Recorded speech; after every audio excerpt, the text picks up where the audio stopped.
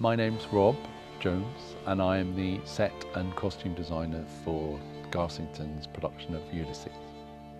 Obviously we knew we had to start with a ground plan that existed, which was a circular playing space. Orfeo was a circular sort of cradled and cuddled surround which connected to the outside world and the garden. So you could see through the ribbons to the gardens and the singers entered from the garden stage left and wandered through on stage and the sunlight came through. On this, the design for Ulysses, we wanted to close it in so it felt more interior because it basically takes place in a war-torn palace in Ithaca, an island of Greece.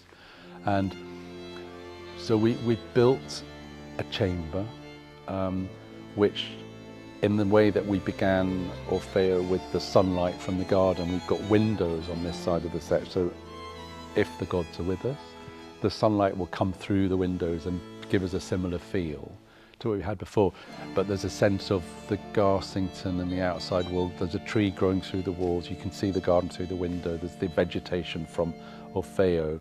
And then upstage there's a sort of woodland grotto, which is a hint of Orfeo, but it's the outside world, just, reminding us where we are. It's such a special location.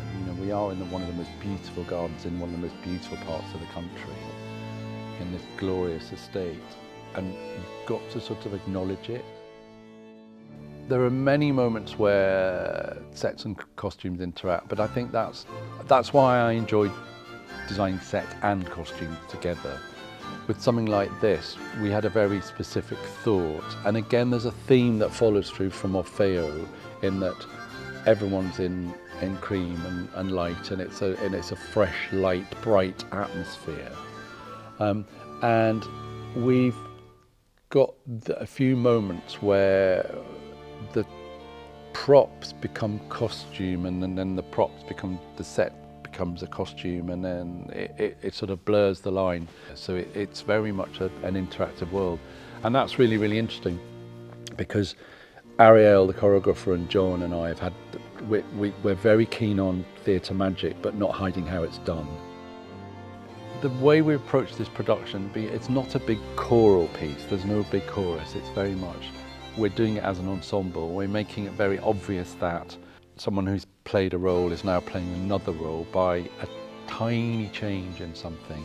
Everyone's in the same arena, they might be in a scene then just go and sit to one side and observe, and then while they're there might just slip on a jacket or a shawl or something really simple, and then come back on stage but be a different character, but perform it in a different way. And the idea is that people in the audience are wearing a similar colour palette, so we'll all feel like we're in the same world. I think one of the most special things for me about doing Orfeo and now Ulysses, and then the next one, is we've become, it sounds a cliche, we've sort of got a Monteverdi family going on, because John and I have known the director, we've known one another for years, and have worked together. And Ariel, I hadn't worked with until we did Orfeo, but I feel like I've known her a million years. And now doing this again, it's like when you have a really good group of friends, and then you probably don't see them for a while, but then you meet together and you all pick up. And it feels like yesterday, because we're all back together, we're all doing this, and we're all just sort of talking across one another. And it's like today, for instance, we've got a whole tranche of costume fittings, but John said, please can Rob come in the room for an hour because we want to create the chariot, and it's something that the three of us have to do together, and I think that's what's really special. And of course we've got Ed singing all the way through as well, and we've all got a relationship with him now, and it just feels very relaxed and really special, and it's a real privilege to be able to carry this through.